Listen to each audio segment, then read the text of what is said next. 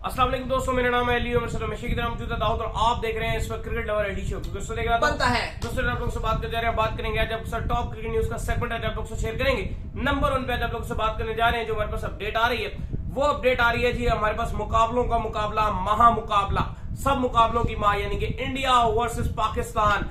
बड़ी डेट जो सामने आ चुकी है, 15 अक्टूबर को मुकाबला खेला जाना है। अहमदाबाद में ये शेड्यूल है, नरेंद्र मोदी स्टेडियम जो कि सबसे बड़ा स्टेडियम है इंडिया का, वहां पर ये मुकाबला खेला जाना है। और ऐसे में हमेशा आपको पता है कि जब भी इंडिया वर्सेस पाकिस्तान का हम सोचते हैं तो ही हल्का हल्का जो है प्रेशर आना शुरू हो जाता है, रोंटे जो खड़े होना स्टार्ट हो जाते हैं। लेकिन आज की वीडियो में बात करने जा रहे हैं कि क्या होगी पाकिस्तान के इस बड़े मुकाबले में प्लेइंग 11, एक्सपेक्टेड प्लेइंग 11 क्या होगी वो शेयर करेंगे आपके साथ इसी वीडियो में। तो अगर आप हमारे चैनल पर नहीं हो, पहली बार आए चैनल को लाजमी सब्सक्राइब करें, साथ ही पहले तो बात का आगाज करते हैं नंबर 1 खबर के साथ जो हमारे पास आ रही है। दाऊद साहब इस वक्त नंबर 1 खबर आ रही है वो हमारे पास यही आ रही है कि पाकिस्तान वर्सेस इंडिया का जो मैच है वो अहमदाबाद के अंदर जो वो शेड्यूल है। तो क्या देख रहे हैं अहमदाबाद के अंदर, क्या पाकिस्तान अपनी प्लेइंग 11 खिलाएगा according to ground, according to pitch, क्या स्ट्रेटेजी होगी? देखिए, जो आपने बात की बड़ी इंपॉर्टेंट की, क्योंकि पिच एक ऐसा एक होगा कि जो आपको डिसाइड वर्ल्ड कप, स्पेशली जो आईसीसी इवेंट्स होते हैं उनमें ऐसा नहीं होता। बायलेटरल सीरीज से बड़ा डिफरेंट होता है कि आप एक ही कॉम्बो के साथ जा रहे हो, लेकिन जब आप वर्ल्ड कप में खेलते हो, वर्ल्ड कप में होता क्या है, चलो वर्ल्ड कप में कोई भी आईसीसी इवेंट, उनमें आपको दो चीजें देखनी पड़ती है अपनी 11 चुनते हुए।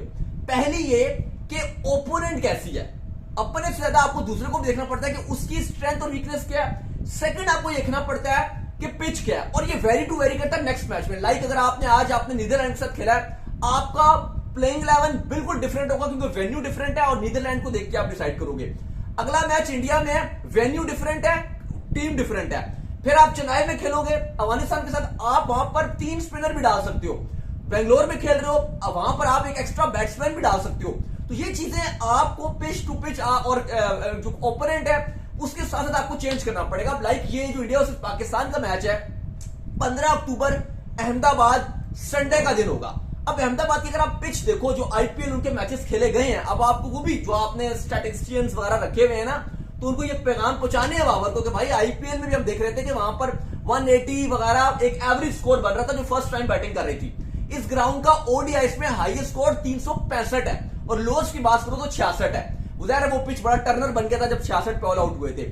यानी कि इस ग्राउंड में आप ये देखोगे कि जो वर्ल्ड कप का इवेंट होगा इंडिया वर्सेस पाकिस्तान में, जो नजर आ रहा है आपको फ्लैट विकेट मिलेगा। शायद से मुझे लगता है कि उतना फ्लैट नहीं मिलेगा लाइक पिंडी या जो बहुत फ्लैट, लेकिन ये जो 300 रन तक बनेंगे, यानी कि 310 315 बनेंगे और चेजिंग के लिए ये मुश्किल होगा। टारगेट 280 तक अगर आप बनाते हो शायद वो आसान होगा, यानी कि 300 टारगेट मुझे लगता है कि एक ऐसा टारगेट होगा जो डिफरेंट हो सकता है अहमदाबाद की विकेट पे। अब पाकिस्तान अपनी 11 क्या चूज करेगा, क्योंकि हमने आपको देखा होगा 4-5 दिन पहले, हफ्ता पहले हमने स्क्वाड पे भी डिस्कस किया था।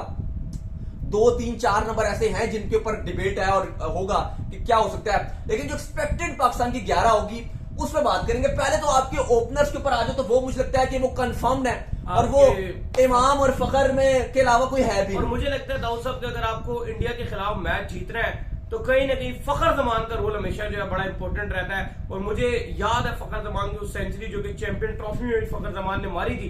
तो फखर जमान एक ऐसा खिलाड़ी है कि अगर वो चल जाता है तो स्पेशली इंडिया के स्पिनर के अगेंस्ट बड़ी डोमिनेशन दिखा सकता है। और देखो अहमदाबाद, जैसे आपको शुरू में बताया कि पहले अगर अहमदाबाद जब से ये बड़ा ग्राउंड नहीं बना था, ये थोड़ा टर्नर था, थोड़ा स्लो विकेट होता था, लेकिन अब हमने देखा है कि कुछ टाइम से ये फ्लैट विकेट बन गया है और थोड़ा सा क्यूरेटर्स के हाथ में है, ये आसानी से ही चाहते हैं। तो हमने देखा कि टेस्ट मैचेस पे टर्नर भी बना है और ओडीआई हमने देखा कि फ्लैट भी बना है। ज्यादा अपने हिसाब से वो बना लेते हैं, ज्यादा ना टर्नर बनना चाहिए ना ज्यादा पेसर्स को। ऐसे वर्ल्ड कप में यही मिलेगा, दरमियाना विकेट होगा तो मजा आएगा इंडिया वर्सेस पाकिस्तान के मैच का। अगर बहुत ज्यादा टर्नर बन गया तो 2016 की एग्जांपल सबके सामने, कोई मजा नहीं आया था मैच। हाँ नहीं, मुझे लग रहा है कि 280 तक का, ये 280-300 के दरमियान पहली बैटिंग टीम बनाएगी। इतना इस तरह का विकेट होगा। अगर 280-300 बनेगा और 300 बना तो ये मुश्किल होगा। मुझे नहीं लग रहा है कि 350 बनेगा और ना मुझे लग रहा है कि ये 250 से नीचे बनेगा। बाबर आजम सेंचुरी मारेंगे। अब अल्लाह करे, क्योंकि जिस तरह की विकेट है ना, इस तरह में बाबर को सूट करेगी। एक मिनट के सोचे, अहमदाबाद का ग्राउंड हो, 1.5 लाख लोग वहां पर देख रहे हो, उसके बाद भी मौजूद हो, साथ वहां अभी हम भी मौजूद हो और करोड़ों लोग जो है टीवी पे देख रहे हो और वहां कमेंट्री पैनल में जो वो अनाउंस किया जाए, what a great century of Babar Azam, क्या मजा है। नहीं रमीज अच्छा कमेंट्री कर रहे हो, बाबर यू ब्यूटी। नहीं, मजा तो यकीनन तौर पर आएगा। लेकिन अली आपने जो बात की है ना, पाकिस्तान के इस पूरे वर्ल्ड कप में, मैं इंडिया वाले मैच की बात ना भी करूं, पूरे वर्ल्ड कप में पाकिस्तान के ये 3 ही है पहले, क्योंकि ये जैसे 19 का वर्ल्ड कप था ना आपका, तो उस टाइम आपके पहले 3 बाबर भी वो इतने हैवी वाले बाबर नहीं थे उस टाइम, रन बाबर ने बहुत बनाए उस वर्ल्ड कप में, उस वर्ल्ड कप में बाबर रन बनाए, लेकिन आपके इमाम और फखर भी ठीक है, कभी बना रहे कभी नहीं बना रहे, लेकिन एक जल्दी आउट हो जाता था। इमाम और फखर में से एक जल्दी होता था, फिर बाबर थोड़ा सा लेके आगे जाते थे, फिर बीच में कभी हफीज ने कर दिया, मतलब वो नॉर्मल ही चल रहा था। लेकिन उस टाइम इंडिया का 2019 वर्ल्ड कप ऐसा था कि कहा जा रहा था ये 3 ही है इंडिया के पास, मिडिल ऑर्डर इंडिया का टेस्टेड ही नहीं था, बिल्कुल फारिग था। रोहित धवन और विराट, ये 3 हर मैच में रन बनाते थे, जिसमें ये फ्लॉप हुए गया है। हाँ, नीचे तो युवराज चलो सॉरी थे ही नहीं, बाकी धोनी वगैरह केदार या कभी कोई भी बीच में आ रहा है, फिर चलो इवन इनके केएल राहुल आ गए थे, रिप्लेस कर गए थे धवन को, लेकिन नीचे से जो भी मिडिल ऑर्डर में आते वो कुछ खास नहीं कर रहे थे। इस बार आपके साथ यह कि आपके जो 3 है ना, आपके ओपनर इमाम और फखर, और ये आपके फिर 3 पे बाबर, नहीं मैं ये 200 तक लेके जा रहे हैं। नहीं, मैं आपने 3 का, मैं चौथा भी रखूंगा, और चौथा सुन लीजिए वो 3 आपने का बड़ा इंपॉर्टेंट है, 3 200 बना देंगे, मानता हूं मैं 200 बना दें। जो आपकी आखिरी नैया है ना, जिसको आप कह लेना कुंडी को पार लगाना या कश्ती को क्रॉस कराना, वो चचा के हाथ में, और हाँ। चचा एक ऐसा आपका खतरनाक प्लेयर है, जिस मैच में चचा चलेगा वो चचा मैच फेर के 1 साइड कर देगा। नहीं वो आपकी बात ठीक है, चचा की ऊपर बिल्कुल इफ्तिखार है, लेकिन मैं आपसे बात कर रहा हूँ कि ये आपकी जो 3 है ना, नहीं मैं किसी और पॉइंट, वो तो आपकी बात ठीक है, वो तो आपके बहुत सारे इंपॉर्टेंट हुक्म के होंगे, लेकिन मैं आपको मेरा पॉइंट ये है कि जो आपने 3 है ना, इमाम फखर बाबर, ये इस टाइम इस तरह हुए हैं कि कंसिस्टेंट हर मैच में रन, 5 में से अगर आप इनको तीनों को खिलाओगे ना, 5 में से ये 4 में आपको रन बना के देंगे। लेकिन इमाम तो इंडिया के अगेंस्ट अक्सर फजूल से बॉलर्स को विकेट दे रहे थे। चलो मेरे सामने वीडियो आई, वो टेल एंडर को विकेट दी थी, विराट कोहली भी हंस रहे थे कि कौन सा मैच है, विजय शंकर को 2019 के वर्ल्ड कप में विजय शंकर को वो विकेट खा लिया था बॉल। नहीं वो किसी को अभी भी विकेट दे देंगे किसी को, मैं वो बात नहीं कर रहा, लेकिन मैं एक बात कर रहा हूँ ना, इंडिया था पूरे वर्ल्ड कप में एक्स्ट्रा ऑर्डिनरी कर रहा था, सेमीफाइनल में न्यूजीलैंड के अगेंस्ट नहीं चले। मैं ये कह रहा हूँ कि ये आपके 3 है ना, इस टाइम ये 5 में से 4 यानी कि एक हर हाल में सेंचुरी बना रहा है, और इतनी फॉर्म लगी हुई इन तीनों की, तो इसलिए आपके अगर ये खुदा ना खास्ता अगर 20 में 3 हो गए तो आपकी कहानी खत्म है। अगर सलमान ना उस तरह से है कि वो लेके जाएंगे आगे, या ना रिजवान की वो फॉर्म चल रही है कि वो आगे लेके जाएंगे, बाकी करना तो सबको पड़ेगा जो खेल रहे हैं। तो खैर अली साहब, आपके 3 पे तो किंग बाबर आएंगे और बहुत उम्मीदें हैं कि वो बहुत कुछ करेंगे। 4 पे आपके रिजवान आ जाएंगे, और मुझे लग रहा है फर्स्ट चॉइस पाकिस्तान की यही है कि इसी तरीके से जाएंगे। 5 पे आपके आगा सलमान आ जाएंगे, 6 पे आपके आ जाएंगे इफ्तिखार, जो आपके इफ्तिखार कमान को संभालेंगे। मैं हैरान होता हूं कि जो अभी जैसे अभी आपने तो बात किया, मैं इस बात को बिल्कुल एग्री करता हूं कि इफ्तिखार आपके बहुत ही थर्ड आपको, और मैं नीचे से इफ्तिखार पे बहुत रिलाई करूंगा।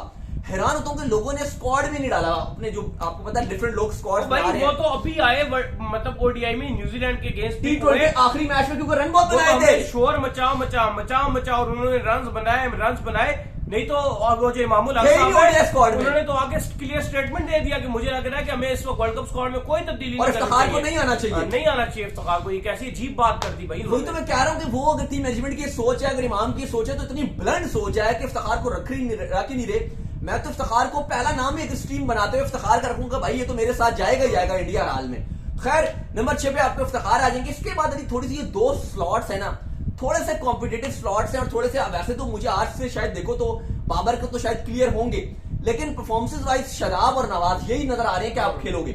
लेकिन इन दोनों के साथ अगर आप विकेट टेकिंग की बात करो तो दोनों की थोड़ी सी विकेट टेकिंग एबिलिटी डाउन है, और इंडिया में आपको एक प्रॉपर ऐसा स्पिनर चाहिए। आप शादाब के वाले से आप गलत कह रहे हैं, शादाब की विकेट टेकिंग एबिलिटीज है, नहीं है, T20 में है, लेकिन थोड़ा सा डाउन नजर आ रहे हैं। नहीं ओडीआई में लेंगे शादाब, ओडीआई की मैं बात कर रहा हूं। नवाज की अगर आप थोड़ी बहुत बात कर सकते हैं कि चलो उनको इतनी विकेट जो है वो अर्ली नहीं मिलती है जल्दी, लेकिन शादाब विकेट टेकर है, मेन आपके ब्रेक थ्रू दिलवाते हैं आपको शादाब। नहीं वो है, लेकिन थोड़ा सा अगर आप देखो आजकल आप कह रहे हैं थोड़ा सा पिछले 1-2 वर्ष में डाउन, लेकिन मैं वही तो बात कर रहा हूँ कि इफ्तिखार सॉरी शादाब, आजकल भी विकेट इंग्लैंड शादाब और आपके नवाज शायद से आपकी फर्स्ट चॉइस यही है, और शादाब तो चलो लाजमी खेलेगा। चलो शादाब अगर विकेट टेकिंग थोड़ी नहीं भी लेते, वो एक ऐसा प्लेयर है कि वो फील्डिंग में जान मार देगा, बैटिंग में इंपॉर्टेंट रन बना देगा, वो एक 3D प्लेयर है। इंडिया के अगेंस्ट जो आपने कभी जो है ना नया बॉलर खिलाया ना, उसने आपको परफॉर्म करके दिया, विकेट लिए, मुझे लगता है उसामा मीर को खिलाना चाहिए आप। नहीं उसामा मीर को खिलाओ, लेकिन मैं ये नहीं कह रहा कि शादाब की कॉस्ट में खिलाओ, मैं कहता हूँ शादाब को भी आप खिला सकती हो, लेकिन अब वो वेन्यू टू वेन्यू वेरी करेगा। अब मैं ये तो नहीं बोलूंगा आपको कि अहमदाबाद में आप उसको भी खिला दो, क्योंकि आपके पास देखो बॉलिंग में आपको इफ्तिखार भी 2-4 ओवर डालने वाला है,